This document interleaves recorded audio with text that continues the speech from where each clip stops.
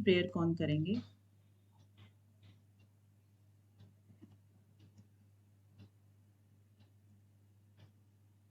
परवीन कुमार जी। नमस्ते मैम। नमस्ते। आज आप लाइब्रेरी में नहीं है? जी मैम। चलिए ठीक है, अपनी वाणी से जरा सबको कृत कृत कीजिए। योगेन चित्तस्य पदेन वाचा मलं शरीरस्य च वैद्यकेन योपाकरोत्तं पर्वं मुनीनां पतञ्जलिं प्राञ्जलिरानतोऽस्मि। पतञ्जलिं प्राञ्जलिरानतोऽस्मि। Thank you. बहुत सुंदर। लेकिन क्योंकि कुछ नए स्टूडेंट्स हैं इसीलिए वो एक्सप्लेनेशन भी चाहेंगे इसका। मैम इसमें ये बता रखा है कि हम शुरू में पतंजलि जी को अंजलिबद्ध होकर प्रणाम करना चाहते हैं, जो कि मतलब पतंजलि जी 3 रूपों में प्रकट हुए हैं। एक तो शुरू में तो जो मलों की शरीर से मलों की शुद्धि करने में उन्होंने एक अपना भाष्य मतलब सूत्र दिए हैं, और एक चित्त की शुद्धि के लिए भी, और एक पतंजलि मैं भूल गया एक्सप्लेनेशन तो। अगर ये आपसे नहीं कराते तो आपको खुद भी पता नहीं लगता कि आप भूल चुके हो, है ना? कई बार होता है कि हम जी याद करके छोड़ देते हैं और हमें लगता है कि हमें याद है, तो गड़बड़ हो जाती है ऐसे। ठीक है, बबीता जी आपने हैंड रेज किया है, कुछ कहना चाहती हैं? मैम मेरे को पता नहीं था ये कैसे होगा। अच्छा, ठीक है। तो इसका जो है एक बार मैं बता देती हूँ, नए स्टूडेंट्स भी सुन लेंगे। महर्षि पतंजलि की जो ये प्रेयर है उसके अंदर है योगेन चित्तस्य पदेन वाचाम मलम शरीरस्य च वैद्यकेन। 3 सेंटेंस इसमें 3 फ्रेज दिए हुए हैं कि योगेन चित्तस्य मतलब योग से चित्त की शुद्धि होती है। पदेन वाचाम, पद से वाणी की शुद्धि होती है, क्योंकि वाणी है ना, जब भी हम कोई भी सेंटेंस बोलते हैं तो हम उन शब्दों को अरेंज करके बोलते हैं। हमें पता होता है किसका क्या मीनिंग है, क्या है, कैसे, कौन सा आगे आएगा, कौन सा पीछे आएगा। ठीक है। और इसके बाद आता है व्याकरण। व्याकरण होता है ना, व्याकरण में यही तो काके की और ये सब चीजें लगाते हैं ना, न, ये, ने और ह कहाँ लगना है, कहाँ नहीं लगना है, तो उन सब के चलते व्याकरण का जो है वो। और तीसरा था कि मलम शरीर से च वैद्यकेन है, शरीर के जो मल हैं उनको दूर करने के लिए वैद्यकेन मतलब आयुर्वेद का सहारा लिया है। तो 3 चीजें हुई हमारी। 3 चीजों में अब महर्षि पतंजलि के बारे में कहा जाता है कि योगेन चित्तस्य, योग से चित्त की शुद्धि, यानी कि उन्होंने योग सूत्र लिखा है ना? तो इसलिए महर्षि पतंजलि का वहां पर आ गया। पदम उसके बाद है पदेन वाचाम। अब व्याकरण का जो था, अष्टाध्यायी की जो रचना हुई थी उसका भाष्य इन्होंने किया था। ठीक है। भाष्य किस लिए किया जाता है किसी भी चीज का? क्योंकि सरल शब्दों में सबको, सबके समझो समझ में आ जाए उस चीज को पहुंचाना, सबके तक पहुंचाना, इसलिए भाष्य होता है, तो भाष्य किया था। ऐसे ही वैद्यकेन हो गया। वैद्यकेन जो ये हमारे आयुर्वेद के जो भी रहे हैं, तो उनका भी भाष्य कहते हैं किया था। या फिर एक और सुनने में आती है कि ये आयुर्वेद की भी बहुत बड़े उपचारक थे। इसीलिए इन तीनों चीजों का, ऊपर वाला सेंटेंस कंप्लीट, नीचे वाला क्या कहता है कि योपा करोतम, ये जिन्होंने किया, प्रवरम मुनि नाम, उन श्रेष्ठ मुनियों में, जो सभी मुनियों में श्रेष्ठ मुनि, पतंजलि प्रांजलि रानतोस्मि, उनको, उन पतंजलि ऋषि को मैं अंजलि बद्ध करके प्रणाम करता हूं। ठीक है, ये इसका हुआ। चलिए, तो अब हम देख लेते हैं, एक बार क्वेश्चंस पूछ लेते हैं पहले तो। पूछ लेना कि आपको कितना समझ आया है कितना नहीं आया है, थोड़े थोड़े पूछ लेते हैं, ज्यादा नहीं तो। ये बताएं कि जो हिंसा वगैरह जो थी, महर्षि पतंजलि ने जो बताए थे यम नियमों में, वो उसके कारण क्या होते हैं? राकेश कुमार जी।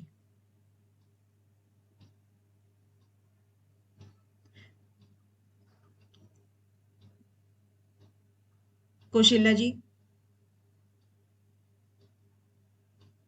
यस मैम, लोभ क्रोध मोह पूर्वक। हाँ जी, 3 कारण हैं। ठीक है, बहुत बढ़िया। इसके बाद ये बताएंगे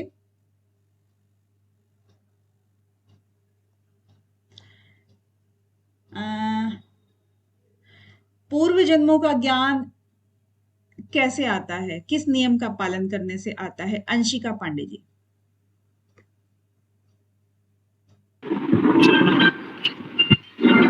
हेलो। हाँ जी, अंशिका जी। हाँ मैम, उस अपरिग्रह।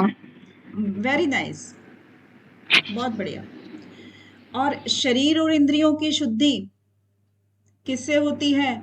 मीना कुमारी जी।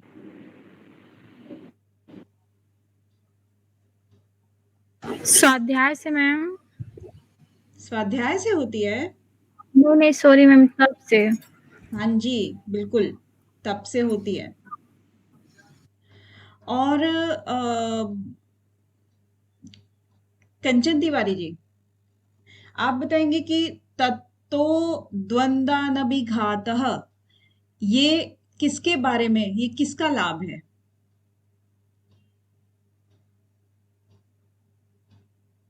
मैम, आसन का। बहुत बढ़िया। और धारणा सूच योग्यता मन से सोनी शर्मा जी, ये किसका लाभ है?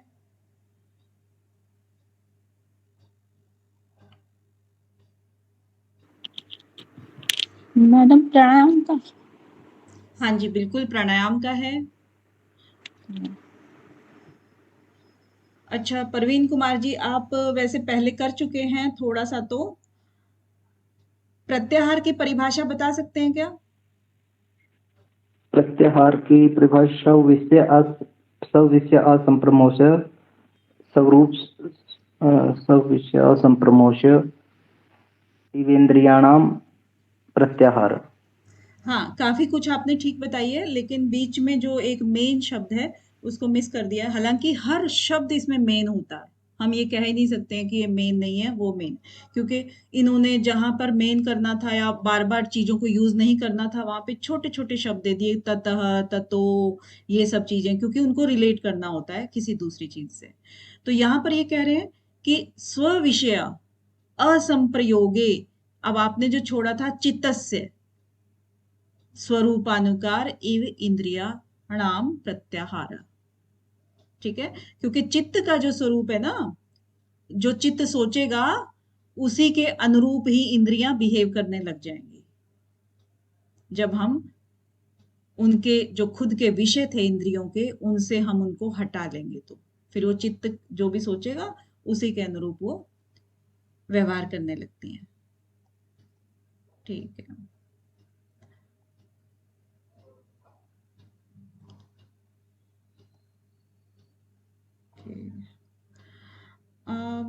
और कौन रह गए हैं? आरुषि पंडित जी। आरुषि जी, प्राणायाम के दोनों सूत्र बता दीजिए, प्राणायाम के फल के। फल की मैम। हाँ। बाह्य अभ्यंतर विषयक्षेपी चतुर्था तत्क्षीयते प्रकाशावर्णम धारणा सूच योग्यता मनसा। आपने क्या 100% सही आंसर दिया है? नहीं मैम, मैंने एक चतुर्थ प्राणायाम बता दिया। हाँ, बस मैं यही जानना चाह रही थी।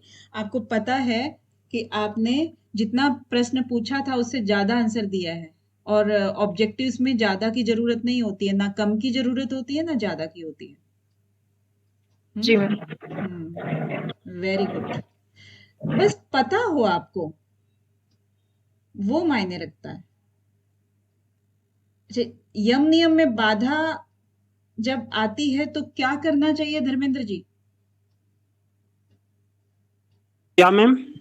यम नियम में जब बाधा आती है तो हमें क्या करना चाहिए? वितर्क बांधने प्रतिपक्ष भावना। इनमें से आंसर कौन सा है? जब यम और नियम में मैम क्या पूछा था मैम, एक बार और जी। आपसे प्रश्न पूछे में भी मजा आता है। जी मैम, अभी कुछ दिन बाद आए हैं ना मैम क्लास में, तो इस वजह से समझ नहीं पा रहे हैं मैम। जी, रिवाइज करोगे मैम एक बार? जी। अंजलि जी,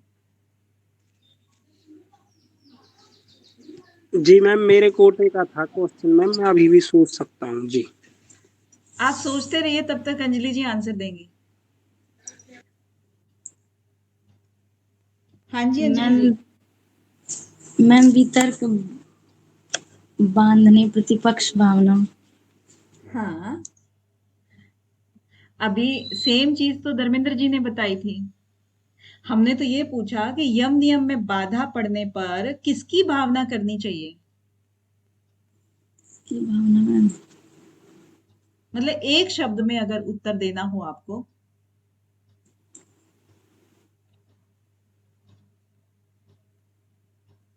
प्रतिपक्ष की भावना करनी बट चाहिए। जी मैम प्रतिपक्ष बोला।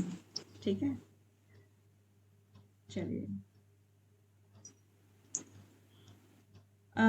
जो 7 प्रकार की भूमि है, विवेक ख्याति के बाद जो प्रज्ञा हमारी उपजती है, उसमें 7 प्रकार की भूमि बन जाती है। तो वो 7 प्रकार की भूमि कौन कौन सी हैं? रमन जी।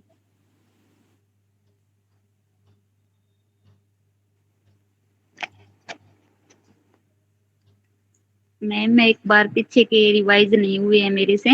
चलिए कोई बात नहीं। मीना कुमारी जी, आपको पता है?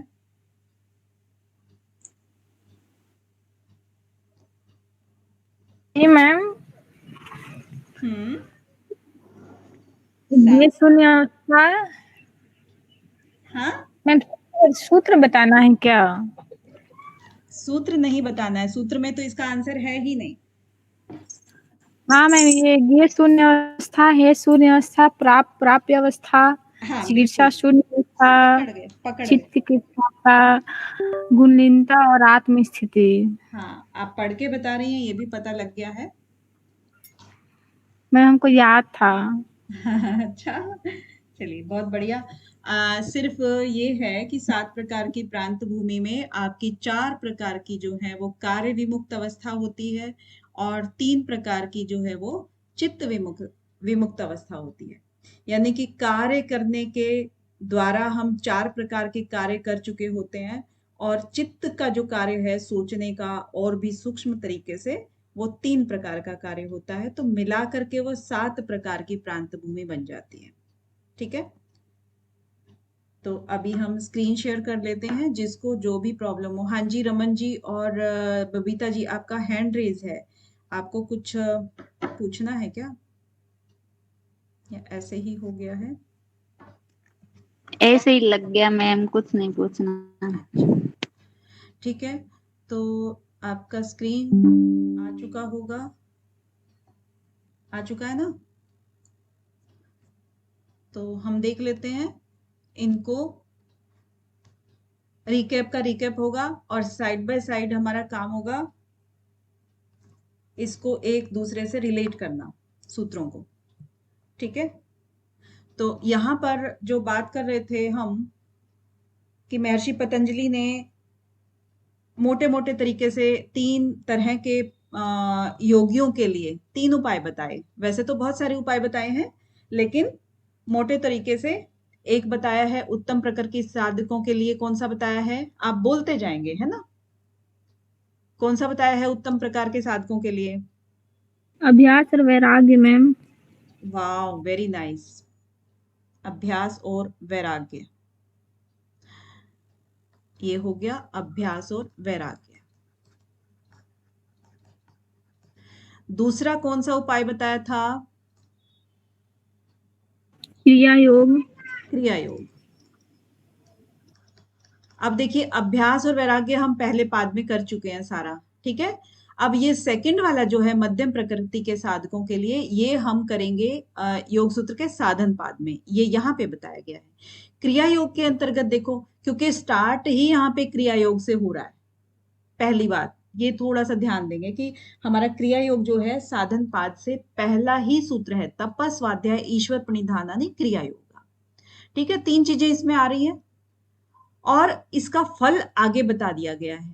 क्रिया योग के 2 सूत्र हैं, एक में क्रिया योग क्या है ना, और दूसरे में उसका फल है, यानी कि उससे क्या प्राप्त होता है। क्या होता है, समाधि की भावना आती है और कलेशों का तनुकरण होता है। ठीक है, 1 नंबर और 2 नंबर आप जब पॉइंट्स दोगे ना, तो जब याद करोगे या क्वेश्चन आंसर्स आपको फाइंड करने पड़ेंगे, उनके आंसर फाइंड करने पड़ेंगे, तो आप इन चीजों को भूलोगे नहीं। तो क्या है, क्रिया योग के 2 फल हैं एक तरह से, कि एक तो समाधि की भावना आती है और कलेशों का तनुकरण होता है। ठीक है, अब जब इन्होंने कलेश की बात की, यहाँ पे कलेश की बात की, तो कलेश को फिर तीसरे सूत्र में लेते हैं, ये कि अविद्या, अस्मिता, राग, द्वेष, अभिनिवेश, ये कलेश है 5। ठीक है, अब यहां पर कलेश को रिलेट किया है। अब अविद्या क्योंकि नाम लिया है, अब 5 कलेश लिए हैं, इनको फिर आगे एक्सप्लेन करेंगे। अब चौथे सूत्र में अविद्या का छोटा सा एक बात बोलते हैं कि अविद्या जो है वो जन्म भूमि है, जो बाद में आने वाले हैं। बाद में कौन से, अस्मिता, राग, द्वेष और अभिनिवेश, ये वाले आए हैं ना अविद्या के बाद कलेश। तो ये जो 4 बचे हैं, इनकी जन्म भूमि है।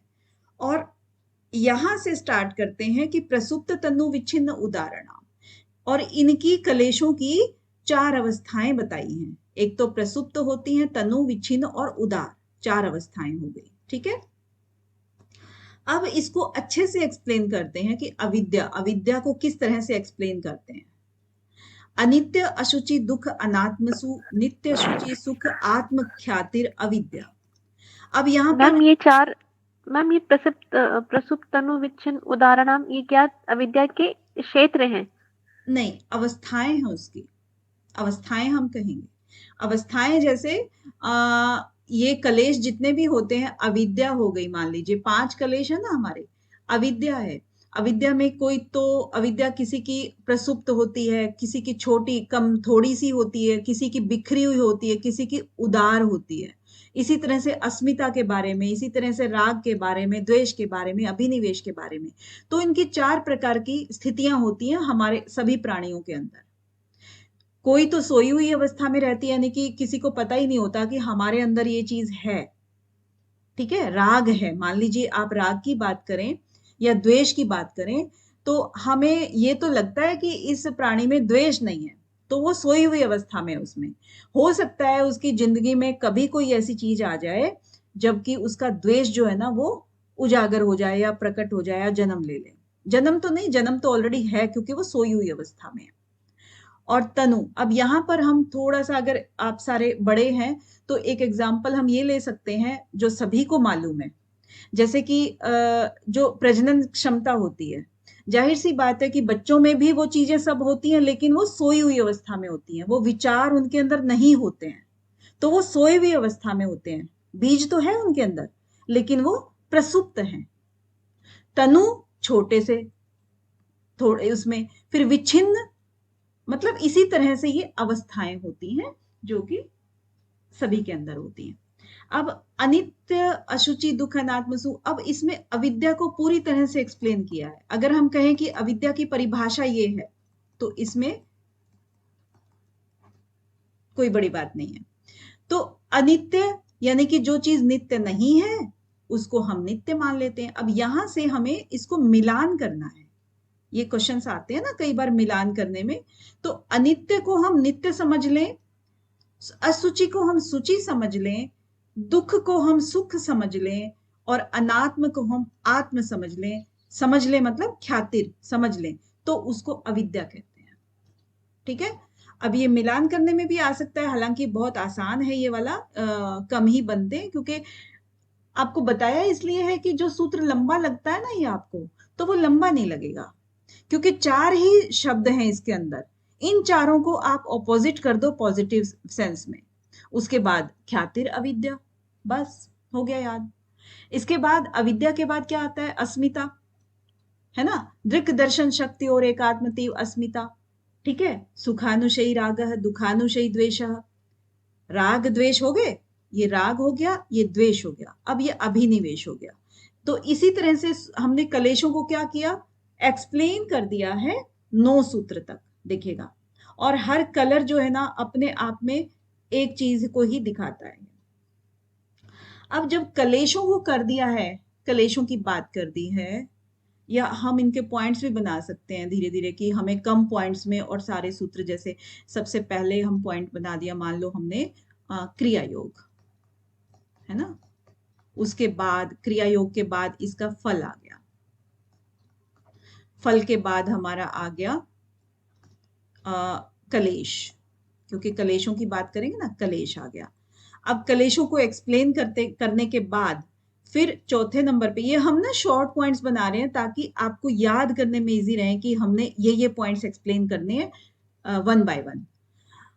अब 9वें भी हमने क्या किया कि उसको नष्ट करने का उपाय है, नष्ट करने का उपाय है किसको? कलेशों को, है ना? और नष्ट करने में जैसे 2 चीज बताई, सबसे पहले हमने टारगेट सेट किया, जैसे कि हम क्या करते हैं, एक यहाँ पर सामने बोर्ड पे ये लगा देते हैं, फिर कहते हैं कि ये जो बुल्सआई है इसके ऊपर आपको निशाना लगाना है।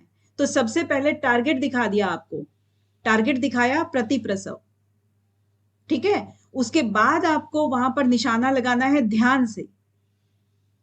इस तरह से आप 2 सूत्रों को याद कर सकते हो, ठीक है? पहले टारगेट, प्रतिप्रसव, और उसके बाद ध्यान के द्वारा आप उसको खत्म कर सकते हो, उस चीज को अचीव कर सकते हो, राइट? तो इसके 2 हो गए आपके। इसके बाद हमारा आता है कलेश मूल कर्माशय, यानी कि जो ये कलेशों की जो हम बात करते आ रहे थे कि कलेश ये होते हैं, इनको खत्म ऐसे करना है, तो इनका मूल क्या है?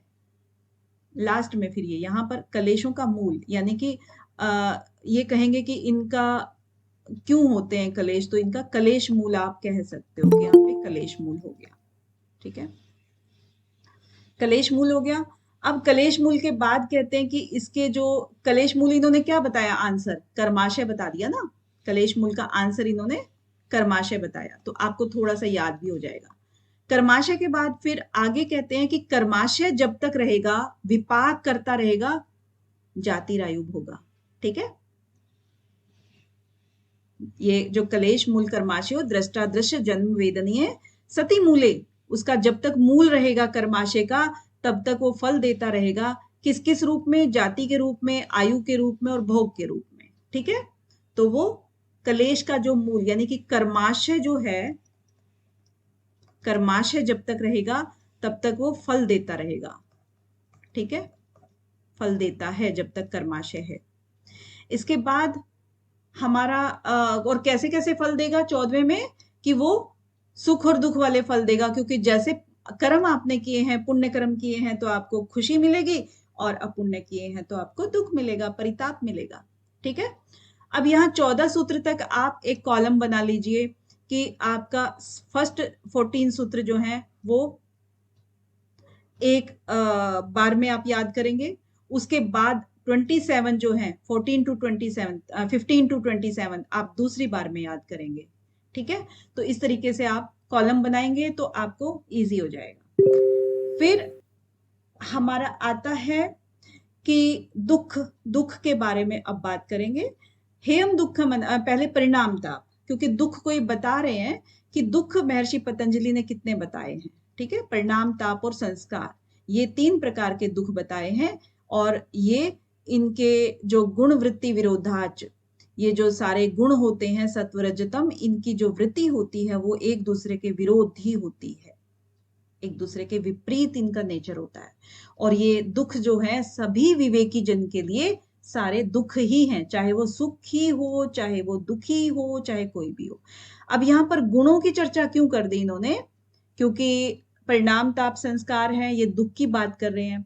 तो मतलब ये कि जो भी कार्य कर रहे हैं ना, सारी चीजें, वो क्या है कि हर इंसान जो है वो, उनका जो स्वभाव है वो तीनों गुणों से मिलके बना होता है, सत्व रज और तम। किसी में सत्व गुण ज्यादा होता है और रज और जो तम है वो गौण अवस्था में होता है, किसी में रजोगुण ज्यादा होता है तो दूसरे गौण अवस्था में होते हैं।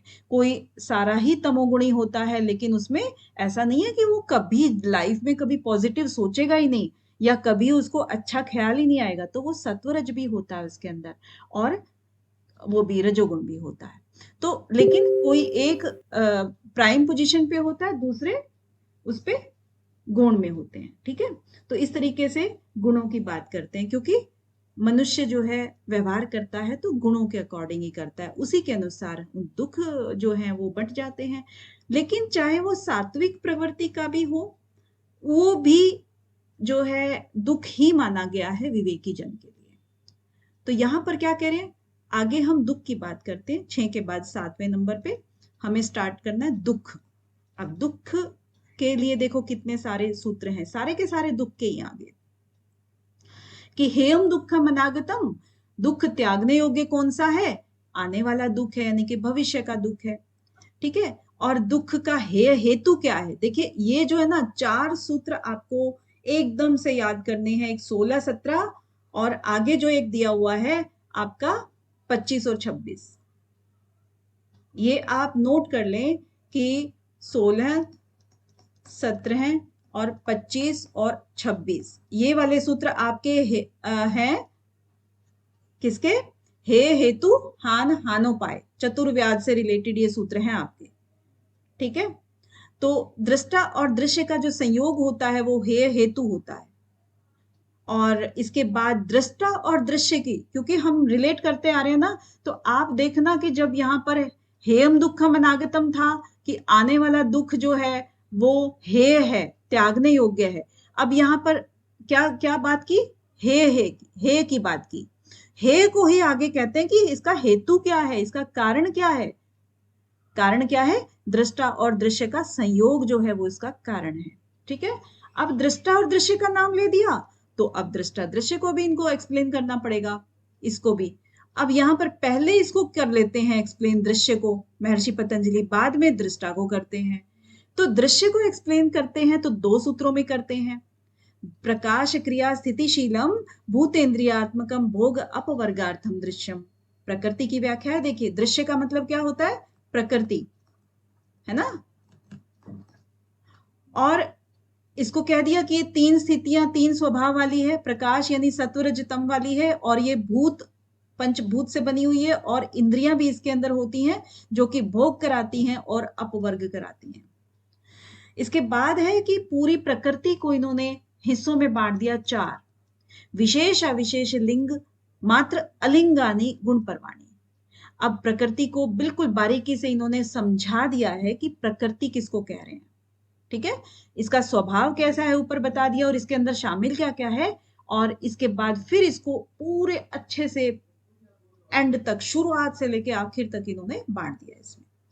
20वें सूत्र में क्या कहते हैं कि दृष्टा दृषि मात्र शुद्धोपि प्रत्यानुपश्य। अब दृष्टा के बारे में, जो अब 17वें सूत्र में आया था ना दृष्टा, अब इसके बारे में एक्सप्लेन करेंगे अगले 2 सूत्रों में। दृष्टा जो है वो, हाँ जी, थोड़ा भोग अपवर्त इसका मीनिंग बताना। भोग अपवर्ग का ये होता है रमन जी कि जो हम जो साधारण जन है ना, हम सामान्य प्राणी हैं, वो क्या करते हैं, प्रकृति के अंदर चीजों का विषयों के द्वारा, हमारी इंद्रियां है ना, इंद्रियां मतलब हमारे कर्म इंद्रियां और ज्ञान इंद्रियां जो होती हैं, मन के साथ मिल करके इन विषयों का भोग करती हैं। मतलब हम खाना खाते हैं, हम चीजों को देखते हैं, सुनते हैं, और अच्छा लगता है, बुरा लगता है ना, तो इनको कहते हैं भोग करना किसी भी चीज का। ठीक है, तो भोग करना मतलब हम प्रकृति के अंदर रह करके और उनका क्या कर रहे हैं, उनको इस्तेमाल कर रहे हैं। और अपवर्ग का क्या मतलब होता है कि हमने वो इस्तेमाल, जो हमने देख लिया कि ये सब चीजें तो स्थायी नहीं है। आज भी आपने देखा होगा कि जो आपने 20-30 साल पहले जो आपके घर में चीज थी, नई थी तब कैसी थी, उसके बाद उसकी कैसी कैसी सिचुएशंस बदलती हैं, और उसके बाद अंततः वो नष्ट हो जाती है। हमारा शरीर भी नष्ट हो जाता है। तो वो भी क्या चीज है कि नष्ट होने वाली चीजें, जब इसका ज्ञान हो जाता है ना, तो फिर इंसान या फिर जो आत्माएं हैं वो जो मोक्ष प्राप्त करना चाहती हैं वो सोचती हैं कि इनमें कुछ नहीं रखा और हम अपवर्ग की तरफ जाते हैं, तब फिर वो साधन अपनाते हैं। कौन से वाले साधन? जो कि वितर्क विचार आनंद अस्मिता संप्रज्ञात समाधि की तरफ, उसके बाद असंप्रज्ञात समाधि की तरफ। ठीक है, तो वो अपवर्ग कराती हैं। अपवर्ग मीन्स ऊपर की तरफ उठाती हैं आपको। ठीक है रमन जी? ठीक है। इसके मैम। बाद हाँ, अभी दृष्टा को हम एक्सप्लेन कर रहे थे ना, दृष्टा दृशी मात्र शुद्धो भी प्रत्यानुपश्यः। तो पुरुष की व्याख्या इन्होंने क्या की है? दृष्टा, दृष्टा मतलब देखने वाला, पुरुष, आत्मा। तो दृष्टा जो है वो क्या कहता है? वो केवल दृशी मात्र है, शुद्ध भी है, और वो चीजों को देखता है पीछे से, अनुपश्य, पीछे से देखता है। अब पीछे से कैसे देखता है? हालांकि एक्सप्लेन हो चुकी हैं सब चीजें, लेकिन फिर भी कोई बाद में भी एंट्री हुई होगी तो भी देख लेना कि दृष्टा जो है वो क्या कहते हैं? दृशी मात्र है। यानी कि जो आपको बताया था कि यहां पर मान लीजिए 3 चीजें हम कहते हैं, ये तो हो गया दृष्टा। ठीक है, दृष्टा, और ये हो गया दृश्य, ये वाला, और ये हो गया चित्त। तो जो दृष्टा है कभी भी दृश्य को डायरेक्ट नहीं देखता है, वो देखता है चित्त के माध्यम से। और दृश्य भी जो है वो चित्त ही पहले देखता है दृश्य को, क्योंकि हमने क्या है? कोई आकार धारण किया हुआ है। आकार मतलब शरीर धारण किया हुआ है ना? जब शरीर के अंदर ही चित्त होता है। क्या कभी आप महसूस करते हो कि आत्माएं इतनी सारी अगर घूम रही है यूनिवर्स में, कोई चीज देखती हैं कि नहीं देखती हैं? क्योंकि हम जो देख रहे हैं सिर्फ उसी को एक्सप्लेन कर रहे हैं। तो कोई भी बिना आकार के कोई भी आत्मा होगी, वो सीधा दृश्यों को नहीं देखती है। वो क्या करती है? चित्त के माध्यम से चीजों को देखती है। और दृश्य भी जो है वो चित्त पहले देखेगा। जो भी चित्त देखेगा जिस दृश्य को, वो जो चीज है, छाया है, उसी को दृष्टा देखेगा। इसीलिए कह रहे हैं कि वो प्रत्यानुपश्य है, यानी कि वो पीछे से चीज को देख रहा है, डायरेक्ट नहीं देख रहा है।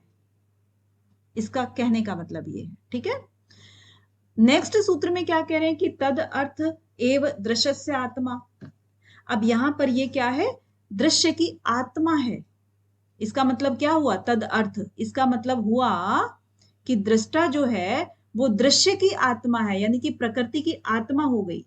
क्योंकि प्रकृति के अंदर इतनी सारी चीजें हैं, अगर इसमें से आत्मा निकल जाए तो वो मृत के समान हो जाती है ना, मूवमेंट नहीं कर पाएगी। इट मीन्स प्रकृति की आत्मा हो गई वो।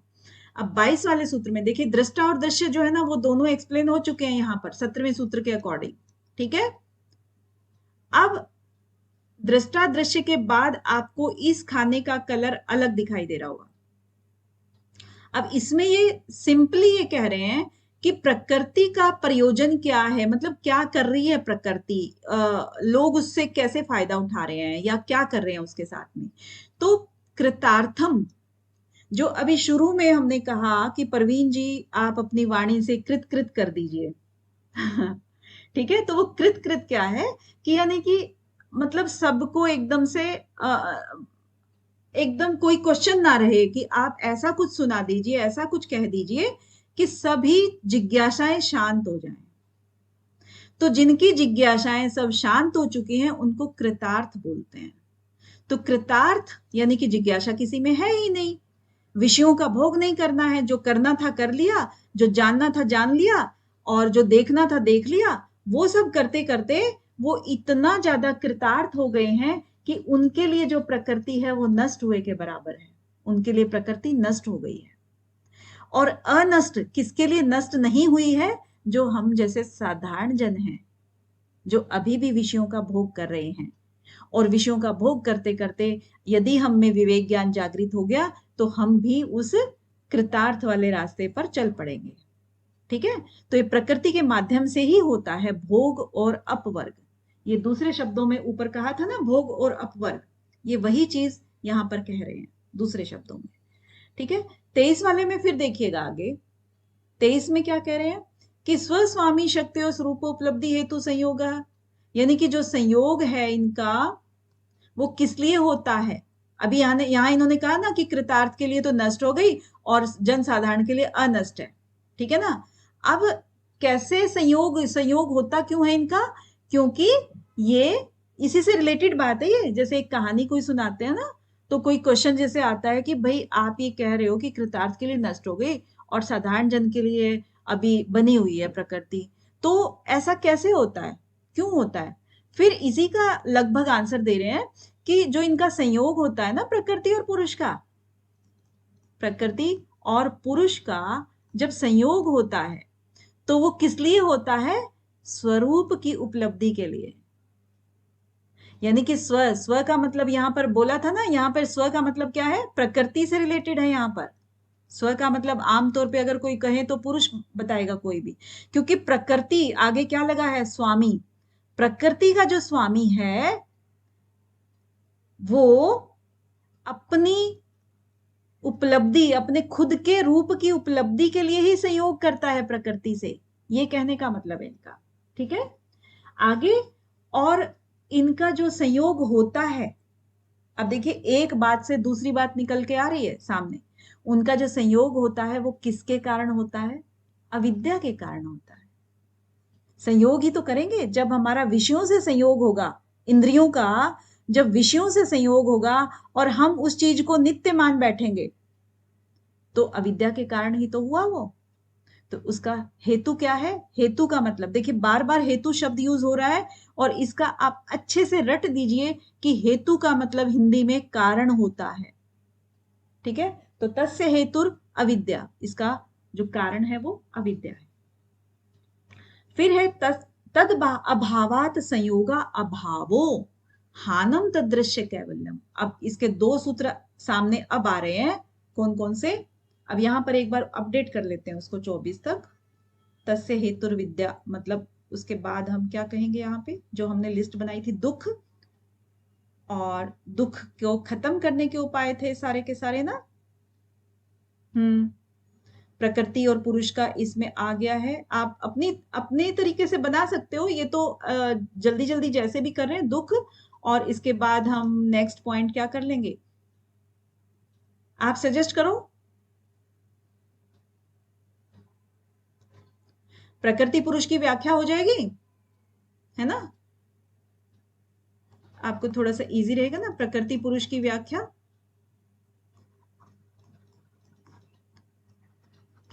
हो जाएगी। और 9वां जो है उसको हम क्या कहेंगे?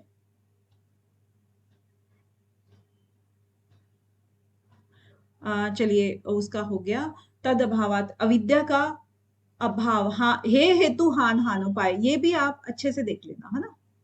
9वें में आप ये देख लो कि हे हेतु हान हानोपाय के आपको सूत्र ध्यान देने हैं। हे हेतु हान हानोपाय, चारों को इकट्ठा ही लिखना, हान और हानोपाय।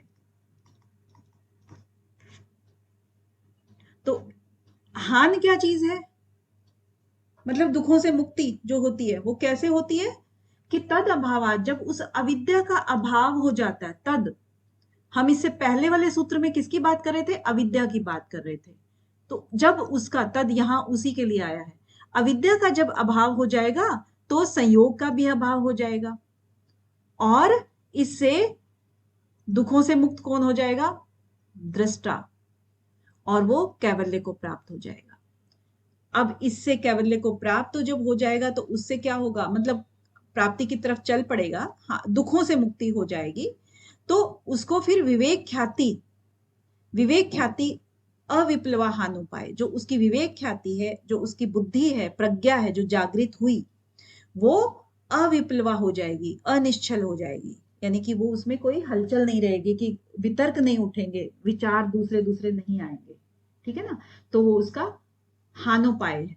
ये सब उपाय बता रहे हैं, अभी मिला कुछ नहीं है उसको, ठीक है। इसके बाद कहते हैं कि तस्य सप्तदा प्रांत भूमि प्रज्ञा, और इससे जो उसकी प्रज्ञा थी वो 7 प्रकार की भूमि वाली हो जाएगी। 7 प्रकार से, वो अभी डिस्कस हो ही चुका है। अब यहाँ पर तीसरी चरण हम देखते हैं। 2 चरण हम कर चुके थे।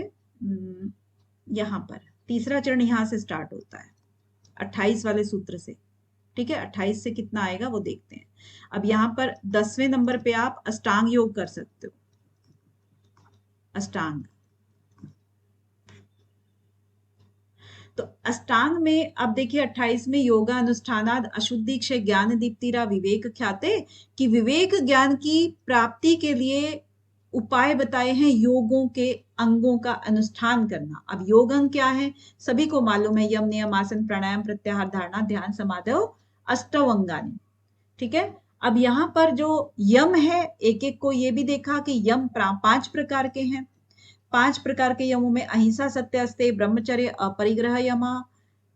और ये जो यम है, जो ये जाति देश काल समय, इन 4 चीजों से जो नहीं छेदित होते हैं वो महाव्रत कहलाते हैं। आप इन चारों चीजों को ध्यान देके देखना कि ये 4 चीजें कौन कौन सी हैं। इन्हीं के अंदर एग्जामिनर जो है वो आपको संख्या भी डाल सकता है और भी कोई चीज ऐड कर सकता है। ठीक है, वो चीज आपको नोटिस करनी है। शौच, अब यहाँ से नियम स्टार्ट हो जाते हैं। शौच, संतोष, तप, स्वाध्याय, ईश्वर प्रणिधानानि नियमः। अब यहाँ पर तप, स्वाध्याय, ईश्वर प्रणिधान जो है वो तीनों ऑलरेडी क्रिया योग के पार्ट है। शौच और संतोष इन्होंने अलग दिया है। अब यहाँ पर ना जो 10 के 10 हैं, इनके सबकी फल आते हैं, वो आगे आएंगे फल सारे, तो वो फल भी आपको याद करने हैं। इनसे क्वेश्चन बहुत बनते हैं। अब यम नियम में जब विघ्न आता है, बाधा पड़ती है, तो हमें क्या करना चाहिए, प्रतिपक्ष की भावना करनी चाहिए। ठीक है, अब इसके बाद और डिटेल से बताया कि प्रतिपक्ष क्या है, क्योंकि नाम लिया ना प्रतिपक्ष, उसको समझाते हैं कि प्रतिपक्ष किसको कह रहे हैं। ये प्रतिपक्ष का मतलब है कि जो वितर्क आदि, जो हिंसा, जो वितर्क वाले जो हमारे तर्क थे, हमने सेट किए थे कि हमें ये काम करना है, तो वो उसके ऊपर जब वितर्क उठने लगे, यानी कि कुतर्क होता है ना, वो उठने लगे, जैसे कि हिंसा, चोरी और ये सब थे सारी चीजें, यानी कि उनके उलट, जो हमारे यम नियमों के उलट जब उठने लगे विचार, उनको कह रहे हैं।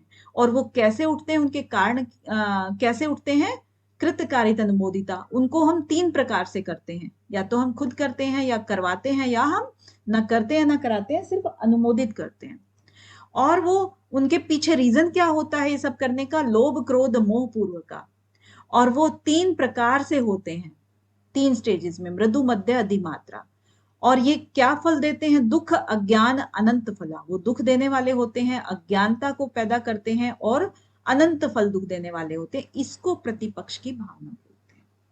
ठीक है, अब यहाँ पर आ जाते हैं यम के फल। यम का पालन करने के फल क्या क्या है। अहिंसा में प्रतिष्ठित होने से वैर त्याग हो जाता है। सत्य में प्रतिष्ठित होने से क्रिया का फल जो होता है वो मिलने लगता है, यानी कि जो भी हम कहेंगे वो फल मिलने लगता है, क्योंकि सत्य का जो संबंध है वो बोलने से होता है ना, बोल करके होता है ना, कि झूठ बोला, सच बोला, हमेशा सत्य बोला। तो जब वो सार्वभौमिक हो जाता है सत्य, तो वो क्रिया देने लगता है, फल देने लगता है उसका बोला हुआ, चाहे कुछ भी बोलेंगे। देखिए, ऐसे आदमी के श्राप से भी बचना चाहिए। जो आदमी सत्यभाषी हो, उसके श्राप से या उससे दूर रहना चाहिए, कभी कष्ट नहीं पहुंचाना चाहिए। अस्तेय प्रतिष्ठायाम सर्वरत्न उपस्थानम। तो जो चोरी नहीं करते हैं या नहीं करते हैं, जो चोरी नहीं करते हैं, उनके लिए सभी रत्न उपस्थित हो जाते हैं।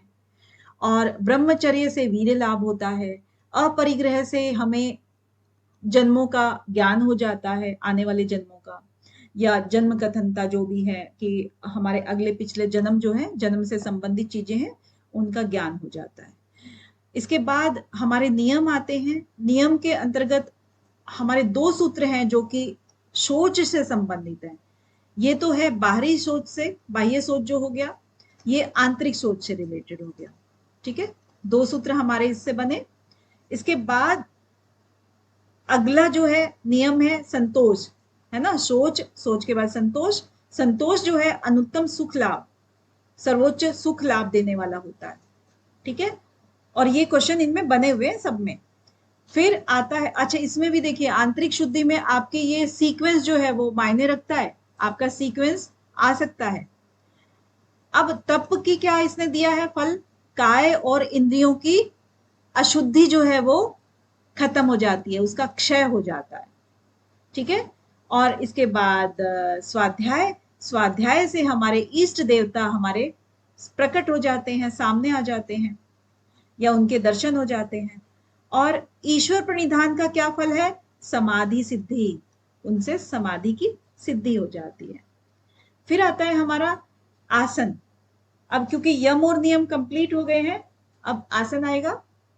आसन में कह रहे हैं कि जो आसन है उसका एक तरह से हम कह दें कि परिभाषा लगा लीजिए आसन की, कि जो स्थिर हो और सुख का अनुभव कराए वो आसन है।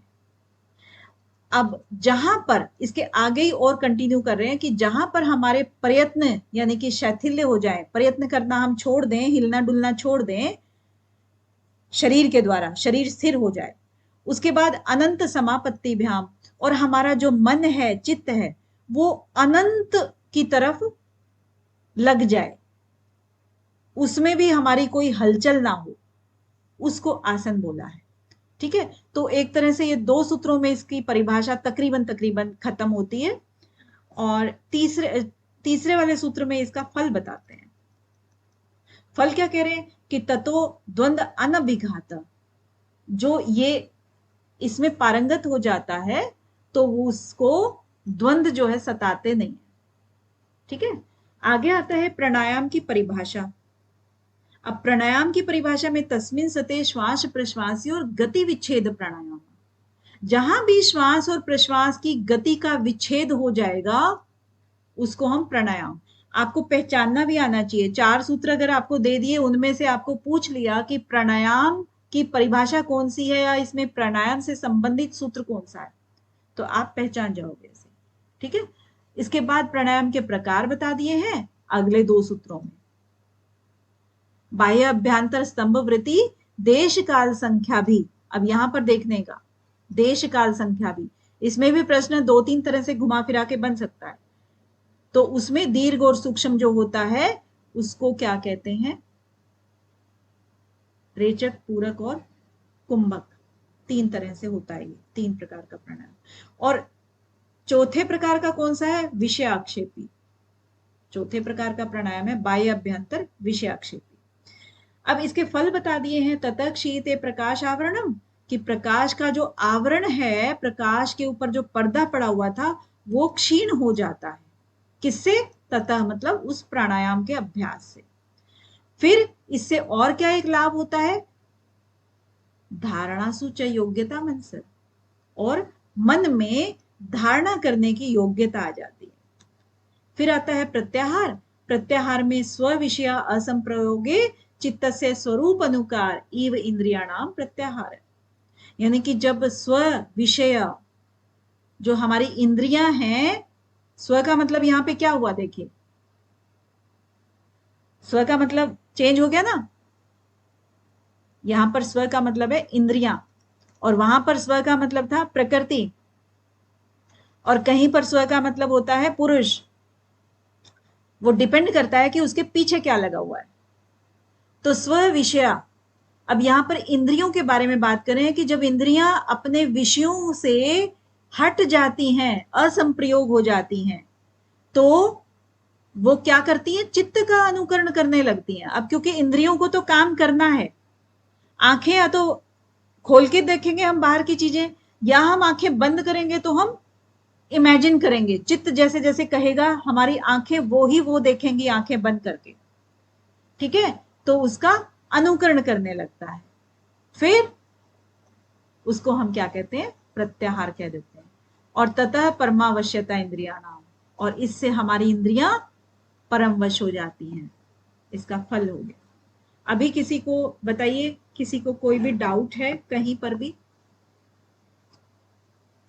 मैम बहुत अच्छे से समझ में आया है। ओके। नए बच्चों में से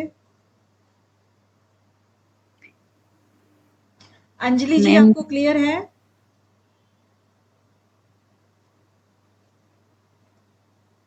अंजलि जी, और बारिश का मजा ले रहे हैं क्या सब? बोल ही नहीं रहे हैं। मैम एक बार सप्ताह वाला एक बार एक्सप्लेन कर दीजिए। कौन सा? तस्य सप्ताह प्रांत भूमि। अच्छा, ओके, औरों से भी पूछ लेते हैं एक बार। अंशिका पांडे जी को भी क्लियर होगा, आरुषि जी को भी क्लियर होगा, कंचन जी को भी क्लियर होगा, धर्मेंद्र जी को भी, मीना कुमारी जी आपको क्लियर है सब? जी मैम। ओके, परवीन जी आपको भी होंगे hopefully. Rakesh ji? Yes ma'am. आपको भी क्लियर है ना Rakesh ji? Yes ma'am. Okay, Raman ji, Soni ji? Yes ma'am. Yes ma'am. अच्छा ठीक है, तो मतलब एक ही सूत्र पे है जो एक्सप्लेन करना है, राइट? इसको देखते हैं अभी। तस्य सप्तदा प्रांत भूमि प्रज्ञा। अब यहां पर जो महर्षि पतंजलि के अकॉर्डिंग जो उन्होंने सूत्र दिया है, उसका तो सिर्फ यही निकल के आता है कि उसकी प्रज्ञा 7 प्रकार की हो जाती है, 7 प्रकार की भूमि वाली हो जाती है। तस्य सप्तदा, ठीक है, स्क्रीन पे शो हो रहा होगा। तो जो विवेक ख्याति प्राप्त, क्योंकि इससे पहले वाला सूत्र क्या है, विवेक ख्याति बोला ना इन्होंने पहले 26 वाले में, तो तस्य, तस्य उसी के लिए आया है कि जो उसकी, किसकी, जिसने विवेक ख्याति को प्राप्त कर लिया है उसकी। सप्तधा प्रांत भूमि प्रज्ञा, 7 प्रकार से धारण करती है, मतलब 7 तरह से वो उसकी प्रज्ञा जो है वो प्रज्वलित हो जाती है। अब 7 प्रकार की कौन सी हैं? पहले जो 4 होती हैं, पहली 4 प्रकार की होती हैं कार्य विमुक्त वाली। कार्य विमुक्त यानी कि कार्यों से मुक्ति कर ली है उसने। जो उसको क्या क्या कार्य होते हैं उसके, कि जो जानना था वो जान लिया। क्या जानना था उसको? स्व को जानना था, खुद को जानना था, यानी कि प्रकृति और पुरुष का जो भेद था वो जान गया, ठीक है। और उसके बाद दूसरी जो एक कार्य था वो था कि त्यागना था, वो त्याग दिया, ठीक है, ऐसी वाली प्रज्ञा। यानी कि दुख जो था, त्यागने योग्य कौन सी चीज बताई थी? आने वाला जो समय था त्यागने योग्य दुख, हेयम दुखम अनागतम, है ना। तो जो दुख था वो उसने त्याग दिया, जो त्यागना था वो त्याग दिया, सब विषयों से वो विरक्त हो गया है और अब उसको कुछ भी त्यागने के लिए नहीं बचा है, ठीक है। इसके बाद तीसरी जो आती है कार्य विमुक्त में ही, पहला कौन सा हो गया कार्य विमुक्त में? किसने था?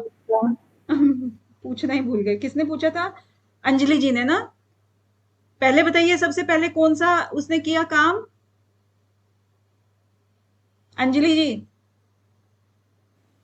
गेयस था मैम। पहले उसने जो जानना था जान लिया। इसका कलर चेंज कर देते हैं एक मिनट में। जो जानना था वो जान लिया, ठीक है। जो जानना था, क्या जानना था? स्व को जानना था, खुद को जानना था, ठीक है। सेकंड नंबर पे कार्य विमुक्त की ही बात कर रहे हैं अभी। सेकंड नंबर पे क्या था? जो त्यागना था वो त्याग दिया। क्या त्यागना था? दुख त्यागना था, ठीक है। तीसरे नंबर पे क्या आता है कि जो भी प्राप्त करना था वो प्राप्त कर लिया, जो पाना था पा लिया। और क्या पाना था? आप बताइए क्या पाना था? कैवल्य को पाना था, वो पा लिया। और चौथे नंबर पे आता है कि जो करना था कर लिया, यानी कि ये सारी चीजें उसने कर ली हैं, जो करना था कर लिया। अब क्या बचा है? कुछ भी नहीं बचा, सब कुछ तो हो गया, खत्म, टाटा बाय बाय, खत्म, है ना। तो कार्य विमुक्त बोलते हैं उसको। गया भी मैम, टाटा बाय बाय गया। 5वें नंबर पे जो है 24 बताना मैम एक बार। कौन सा? 24 नहीं, एक मिनट, ये इसको कंप्लीट कर देते हैं ना 27 वाले को। अब ये जो आपका था कार्य विमुक्त था, और अब आता है चित्त विमुक्त। अंजलि जी, जी मैम। चित्त विमुक्त कार्य मतलब जो कि उसने खुद किया कार्य, ऐसे ऐसे जो जानना था, क्योंकि शरीर के द्वारा होते हैं ना ये कार्य, तो कर्ता बेशक हमारा मन ही है, चित्त ही है, वो प्रेरणा देता है, लेकिन कार्य कर्ता कौन है? शरीर के द्वारा किया जाता है, विषयों के, इंद्रियों के द्वारा किया जाता है। तो यहां पर क्या है? कार्य विमुक्त अवस्था होगी 4 प्रकार की। ठीक है, अब आता है चित्त विमुक्त अवस्था। चित्त क्या कार्य करता है? इसमें 3 प्रकार के कार्य इसके होते हैं चित्त के। तो मिलाकर के कितने हो गए? 4 + 3 7 हो गए ना? जी मैम। हाँ, तो चित्त का क्या क्या कार्य था? तो चित्त की कृतार्था हो गई, एक तो कृतार्थ हो गया है, यानी कि चित्त के ऊपर पूर्ण अधिकार हो गया है। जब पूर्ण अधिकार हो जाता है तो जो भी बाहर की चीजें हैं वो उसमें प्रवेश नहीं कर पाती। ठीक है ना? हमारा जो मन करेगा हम सिर्फ वही सोचेंगे, दूसरी चीजें सोचने के लिए कोई हमें मजबूर नहीं कर सकता, यानी कि पूर्ण अधिकार हो गया चित्त के ऊपर। ठीक है, तो इसको बोलते हैं चित्ताधिकार। ठीक है, तो 1 नंबर तो हो गया ये वाला। दूसरा नंबर क्या हुआ कि वो चित्त जो है वो गुणातीत हो गया है। गुणातीत यानी कि जो हम कैवल्य की तरफ जब बढ़ रहे थे सफर में, तो हमने सबसे पहले क्या किए थे? सत्व गुण के सहारे रज और तमो गुण को हमने धीरे धीरे करके क्षीण कर दिया था, लेकिन सत्वगुण बाकी था ना, सत्वगुण के सहारे किया था ये सब। तो बाद में हमने सत्वगुण को भी छोड़ दिया। इट मीन्स हमने सारे के सारे गुण, हमारे गुणातीत सब गुण छोड़ दिए हैं हमने। ठीक है, तीसरे नंबर पे क्या आता है कि स्वरूप ज्योति मात्र ही रह गया। अब आत्म स्थिति आ गई है, खुद की स्थिति हो गई है, यानी कि अब केवल स्वरूप की ज्योति रह गई है। जीवन मुक्त अवस्था हो गया यहां पर। इसको हम क्या कहते हैं दूसरे शब्दों में? जीवन मुक्त। ठीक है, समझ में आ गया ना? जीवन मुक्त वो होता है जो शरीर रहते रहते और जिसको आत्म ज्ञान हो जाता है, उसको जीवन मुक्त। और जब वो देह त्याग देख देता है तो उसको विदेह मुक्त बोलते हैं। अंजलि जी, क्लियर? मैम। हाँ, तो अभी और कौन सा पूछ रहे थे? मैं नहीं पूछ रही थी, ये भी ठीक है, अब क्लियर हो गया। मतलब इसमें कार्य विमुक्त के 4 भाग हो गया और चित्त मुक्ति के 3। तो इस भाग। तरीके से ये 7 प्रज्ञा बता यस रहे हैं। यस यस यस, इस तरीके से 7 प्रकार की प्रज्ञा। और ये महर्षि पतंजलि ने एक्सप्लेन नहीं किया है, ये व्यास भाष्य के अनुसार। ठीक है, और क्योंकि व्यास भाष्य के भी हमें क्वेश्चंस आते हैं ना बीच बीच में, क्योंकि वो अवस्थाएं थी, क्षिप्त, मूढ़, विक्षिप्त, ये भी तो कहीं नहीं है, कई चीजें कहीं नहीं हाँ है, मैम, ये भी तो नहीं है। हाँ मैम, हाँ, हाँ सही है कई मैम। चीजें आती हैं, ऐसा नहीं है, इसीलिए हमें बीच चित बीच में भूमिया रेफरेंस लेना